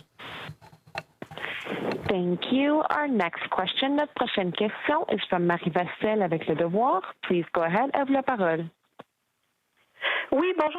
Question. Hello, my question is for Minister McKenna on today's announcement. I would like to know the gas tax fund for municipalities, will they be an exception? Will the cities be able to spend this money on anything else besides infrastructure, if they so will? Answer. Thank you very much for the question. The fund is intended to help with capital costs for municipalities. It does not necessarily mean that the entire fund should be invested this year. They could keep the funds to invest in major infrastructure projects in the future. They could work with other municipalities. It's not for operational costs, it's for capital expenses. Answer. Supplementary question. Still on infrastructure, and still for you, Minister McKenna, we are hearing that there are negotiations on the way between Quebec and your department to see if there are ways of speeding up infrastructure spending and to see if Ottawa could offer Quebec more flexibility for the use of these federal funds more quickly for some projects like schools and hospitals. Could you tell us what the state of these negotiations are with Quebec? Are there any developments? Is there an agreement? Answer. I am having lots of discussions with my counterparts throughout the country. We are hearing them. Certainly, we need to be flexible. We need to find out what is necessary now and in the future in the area of infrastructure, of course. Discussions will continue. When there's something to report, I will be here to report. Of course, I'm working very well with Minister Dubé. Thank you. Merci. Our next question, notre prochaine question is from Jim Bronsko, the Canadian Press. Please go ahead. À vous la parole. Good morning. Will you commit to consulting with the Privacy Commissioner on any plan for a national contact tracing app? Thank you very much. We know that privacy is of utmost importance to Canadians, and so the work is ongoing right now to look at a variety of different options that has privacy at the first and foremost consideration. As the Minister of Health, of course, having a digital contact tracing app would likely be helpful for some jurisdictions, but we also know that an enormous amount of contact tracing is happening in the old-fashioned way using human beings. In fact, some jurisdictions prefer it that way, and so we are continuing those conversations with our colleagues, and I know the Prime Minister himself is watching this development very carefully, as it is of utmost importance to him as well. Jim, follow up. How concerned are you about an uptick in the cases of COVID-19, spread of the coronavirus through the street protests that are unfolding now? I'll answer generally, and then I'll turn to Dr. Tam for some practical protest advice. Listen, I think it's people's a right to express their support and in some cases concern about things that are unfolding both here in our country and across the world. And we know that gathering together is a very powerful way to lend that support and to be an ally in many of these kinds of situations. There are ways to do it more safely. People still do need to keep physical distance, make sure that they bring with them hand sanitizer, for example, and I think bring a mask. There are situations change very quickly when you're in a crowd setting, and you may not be able to keep that physical distance from someone else. So I think, although we've seen much more peaceful protests in general here in Canada, we still encourage people to be very careful when they're congregating in large crowds. As you recall, was one of the first things that many municipalities and provincial governments chose to limit was the size of crowds gathering, and there's a reason for that. It's much easier to come into contact with other people's droplets when you're close by. Dr. Tam, did you want to add anything? No, I think that, as in any gatherings, follow your local public health advice, but doing it as safely as possible, I think, is the key from a health perspective. So I think, as the Minister said, try to maintain that physical distance, but one might sort of perceive that this could be difficult to maintain. So definitely wearing a mask, having hand sanitizers or having access to hand washing will be very important. One thing that people may want to consider is that, of course, wearing a mask is important, but shouting and making really loud sort of projections can potentially increase the risk. And so, I might want to choose other means of showing or messaging, whether it's be signage or making noise using other instruments, for example. It's just to consider that, shouting and that type of behavior can potentially project more droplets. But be considerate of others. I think people are out to protest, to support a common goal. So I think being respectful and kind to each other who is participating by wearing masks and doing the right public health measures, I think is really key. I do think that local public health will be monitoring very closely because I think protests outdoors will have lower risk, but anything that's more in an enclosed environment with lots of people are the things that local public health will be most concerned about in terms of COVID-19 spread. Thank you, Doctor. We'll now turn to the room. So, Mackenzie. Hi, everyone. Mackenzie Gray, CTV News. I'd like to start with you, Minister Hajdu. In your answer about contact tracing to Jim's question earlier, you seemed to kind of bring up that municipalities and other agencies might be interested in sticking with the old-fashioned way. The Prime Minister a few weeks ago seemed very confident that it'd be a singular app that the government would basically tell people to download if they were feeling comfortable with that. Is that still the plan of the government?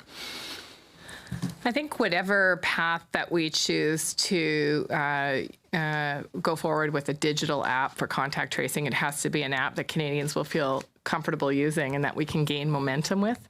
One of the things that I think from a health perspective we're keeping our eye on is the usefulness of an app if there's not a high take-up.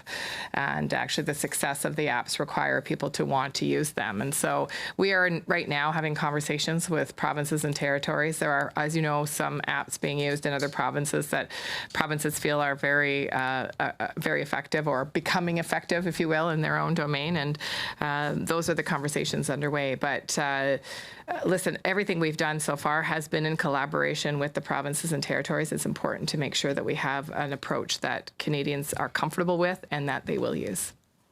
My follow-up is from Minister McKenna on the gas tax announcement today. Basically, it seems like just a cash advance for many of the cities. They're going to be getting money that they would have received earlier. You talked to a number of mayors, Kennedy Stewart and Vancouver being one of them, saying, we need money now. We're going to have to lay people off. In Toronto, the TTC needs a lot of money to be able to continue to run. Why is the federal government giving money for infrastructure projects and not for operational costs like paying people to make sure they don't get laid off and keeping important services like public transit going? So I've had many conversations with mayors across the country, and just today with Mayor Kennedy Stewart, as you said, as well as Mayor Tory, Mayor Watson. And this is the first step. The Prime Minister has been clear. We do need municipalities to go ahead with their planned infrastructure projects, and that includes in relation to public transit. But of course, we recognize that there are bigger challenges. I've certainly heard directly about the impacts of decline in revenue when it comes to public transportation, and we need to restart properly. We do need people to be able to take public transit, and people are taking it right now are essential workers, and they need to be able to do it in a safe way. So we are having these conversations that we do need to be working with provinces. Provinces have prime responsibility for operating costs, and we're having those conversations right now. I've had conversations with my provincial counterparts, and I certainly, like our government, was heartened to see Premier Ford say he recognizes that the provinces will need to step up, and we're certainly working with them, but we recognize that we need to do more. Thank you, Minister. I will now go back to the phone. Operator, over to you. Thank you. Merci. Our next question is from Lena Dib avec la presse canadienne. Please go ahead. À vous la parole. Oui, bonjour. Ma question est pour Question. vous, Madame McKenna. Hi, my question is for you, Mrs. McKenna. Why the delay to reach an agreement with the municipalities, knowing that they've been asking for 10 billion for the past 2 months? Why the delay in the negotiations? Answer. I think it's a very important measure. It's true, it's not everything.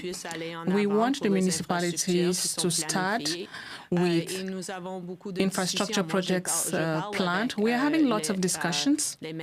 I'm talking with the mayors throughout the country.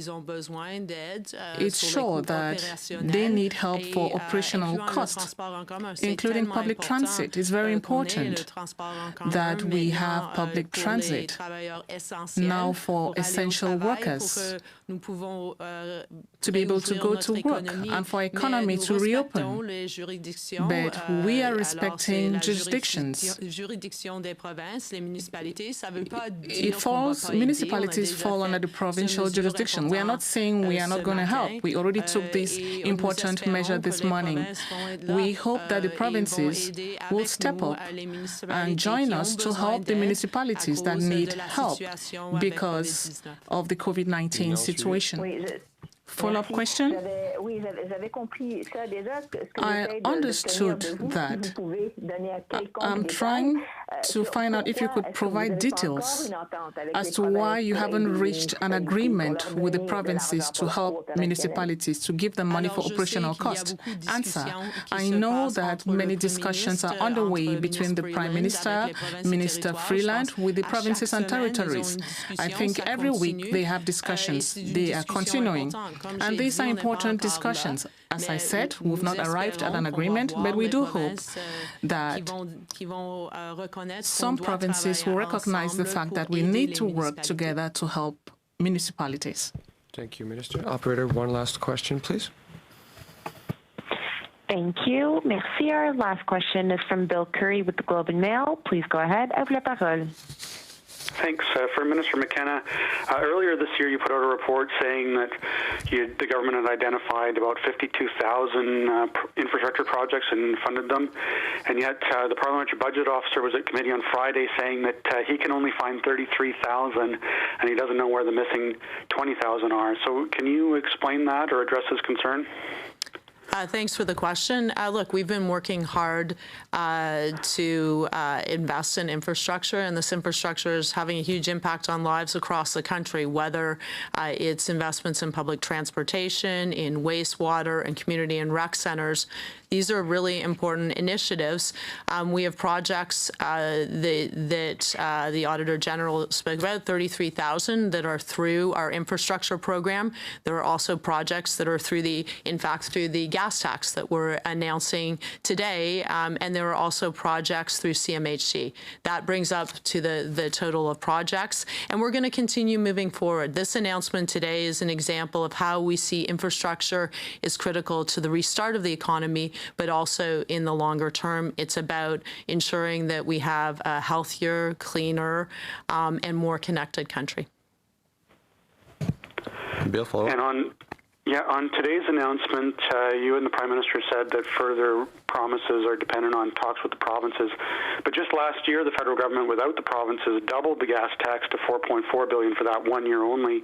So why not just do something similar this time, increase the gas tax, which is something the federal government can do without the provinces? Look, we're making not only today's announcement, but we've been investing in infrastructure with municipalities, and we've taken a whole range of measures already in the last few months to support Canadians, to support Canadian businesses, to support Canadian individuals, to support provinces, and we're going to continue to do that. But let's be clear, municipalities, and we've been told this by provinces, are creatures of the provinces. And so we really do need the provinces to work together. We certainly understand the significant challenges that are faced by cities and towns across the country, as I said, in particular with respect to lost revenues for public transit. And we're going to continue working with the provinces. I think a solution is there to be had. And as I say, I've seen, Premier Ford has been clear. He recognizes the need to step up. And I think this is where we need to show to Canadians that the federal government and the province can work together to support cities as we go forward.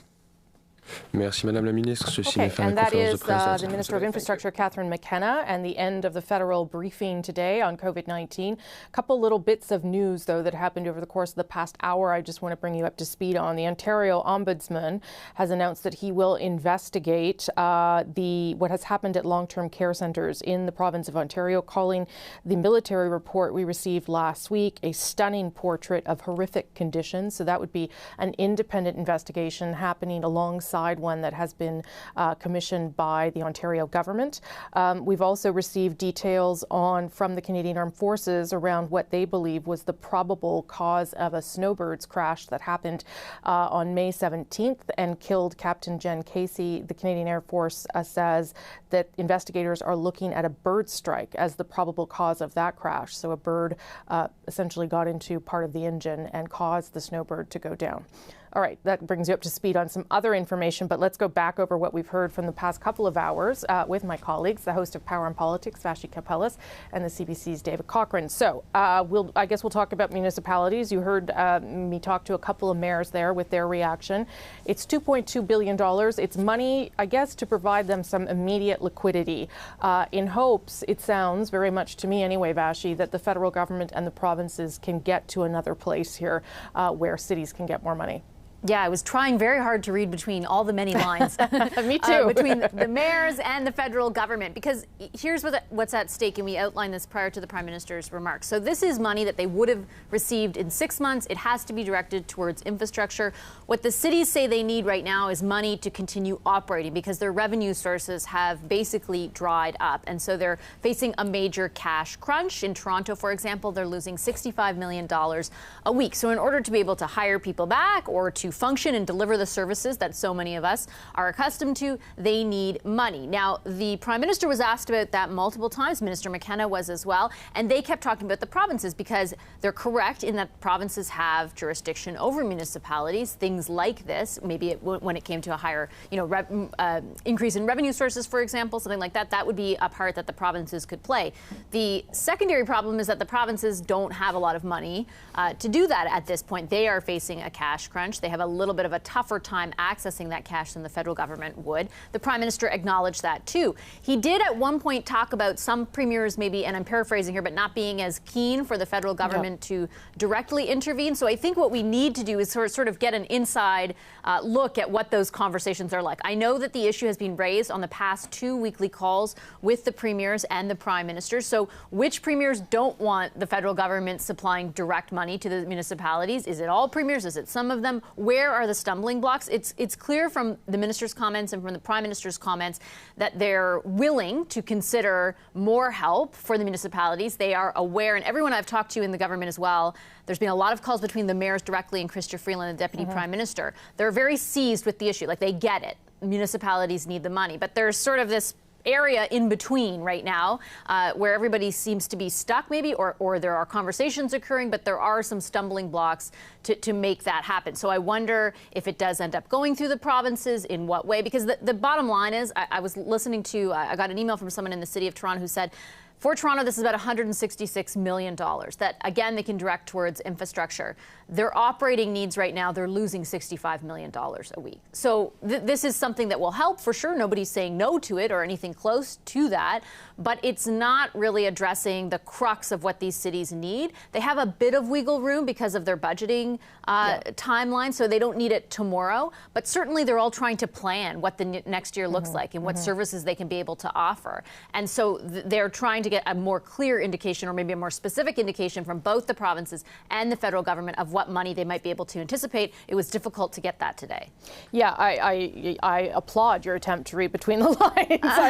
Terrible attempt. Some provinces have given some money to cities, Ontario, British Columbia, but everyone agrees that it's not enough. I'll just give you some reaction from the president of the Federation of Canadian Municipalities, Brill Karsten, who says this is, quote, not new money. This is modest, a preliminary step. It doesn't tackle the stark choices municipalities face, but he says we're encouraged by the Prime Minister's commitment to come forward with additional support. It would be good, David, to understand where that is, because I saw today's move as sort of a, okay, provinces, like, let's get this conversation going seriously, because the federal government is limited in how it can get money to the municipalities. Yeah, Vashti's done a good job of trying to read between the lines, but I guess the bottom line is before the announcement, municipalities needed $10 to $15 billion. After the announcement, municipalities need $10 to $15 billion. I mean, this is money they knew was coming. It's essentially a cash advance on revenue that they knew would be there and had already baked into their budgets.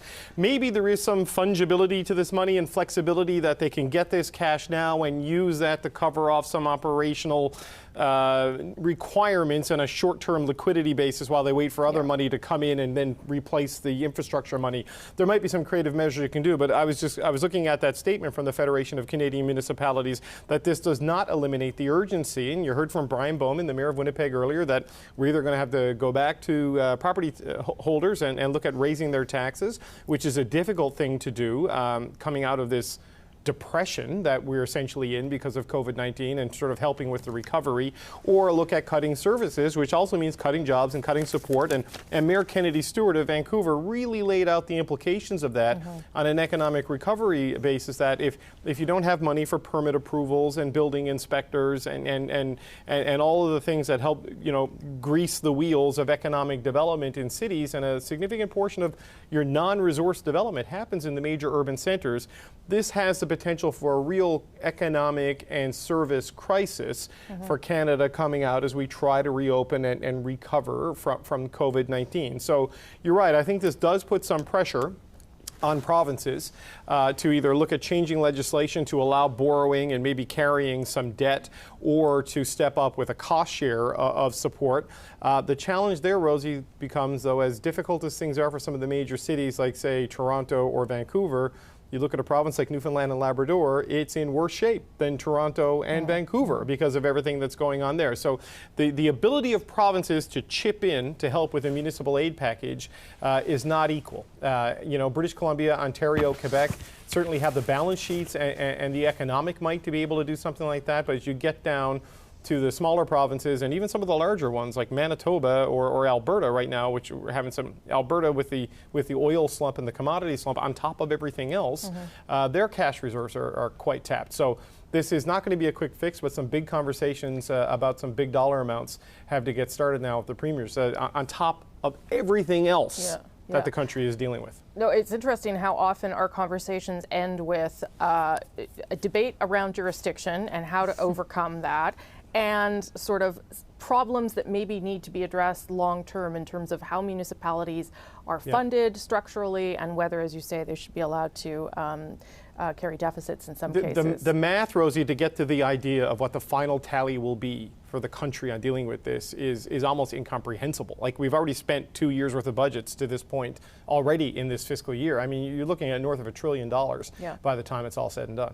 Last thought from you, Vashi, on that. I would just say that even if municipalities or if laws can be amended for municipalities to carry a deficit, 99% of them don't want to because it's difficult for them to pay it down. It's not like they have the levers of taxation that other levels of government do, so they're not able to raise the money that they might need to eventually to pay a giant deficit off in the future. We see it's a struggle for other levels of government. They're resistant to even those laws being changed. They're looking for other avenues, really. Okay. Thank you both very much for your coverage. Appreciate it. Vashi, you can watch her later on Power and Politics at 5 Eastern, and you can catch David later on The National. Thank you. Appreciate it.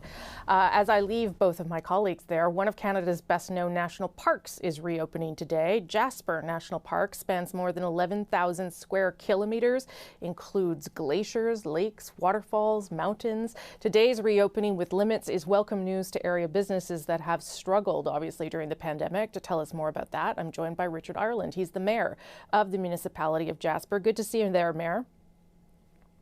Good day, Rosemary. Well, you know what? I'll start maybe with where I left off with my colleagues and about this news that municipalities will get some added liquidity from the federal government. Is any of that of help to you, Mayor? Well, potentially, although I think that Vashi was right to say that it's a difficult choice for a municipality to take on debt in these circumstances. Similar to our businesses, debt is not probably the answer to get out of this economic downturn. We will welcome whatever resources we can get, but access to taxation powers is probably more important than incurring additional debt. So tell me how things have been in Jasper. Obviously, Canadians lucky enough to have been there know how gorgeous it is, but if you were limited and shut down, it would seem to me that must have taken quite a hit on the municipality. Oh, absolutely. A community like ours is almost entirely dependent on travel. Visitation is the lifeblood of our local economy, and it has been devastated. Just in terms of hotel occupancy, we are down to about 5%. Wow. And typically the months May through September, we enjoy about a 90% occupancy level. So without the visitors in town, I think there is scarcely a business that has not been negatively impacted, some far worse than others, but everybody has really felt it. So national parks reopening as of today, what will that mean for Jasper? Obviously some increased tourism, but also I would guess hard to know, right, whether people are actually going to travel right now. That's right, it is a gradual reopening. So the park is open, as you say, today. Our businesses in town are open and ready to welcome guests in a safe and responsible manner, and we've been waiting for this opportunity. We've had to take the very unusual step in the last 2 months of asking people politely to stay away, to keep Jasper safe and stay home. And now we are ready to re-welcome those guests, particularly our regional guests, who have been so considerate to our request, and they have postponed their visits. Now we're hopeful that they will come again, and we're ready to welcome them. But of course, there will be new welcoming protocols in place, and everybody's going to have to get used to that adjustment. So what does that mean, Mayor? That I don't know, is there a capacity limit? Is it, restaurants obviously won't have full restaurants, or hotels either. What will that look like? Well, it's hard to say exactly what it will look like. Certainly, Alberta Health Services is the authority on these matters, and we have undertaken to follow their advice and recommendations from the start, and we continue to do that. So, as you mentioned, with respect to restaurants, for example, they only have about 50% of the capacity that they would normally have. Other businesses will have to be limited in their offer. There will be hotels, I'm sure, that do not have all of their amenities open. Parks Canada has indicated that its campgrounds will not be open until June 21st. Some of the roads remain closed. Some of our major attractions, and you mentioned a number of the physical attractions here, the mountains, the lakes, the glaciers, all of that, that is, of course, still here, but some roads are closed, so you can't access those. Some of the adventures that you might otherwise expect here are not necessarily going to be open. Mayor, if they are, they're going to be open. Mayor, I've run out of time. Good luck. I hope it all works out. I know people are anxious to get back there. Thanks so much. You're watching CBC News Network. I'm Rosemary Barton.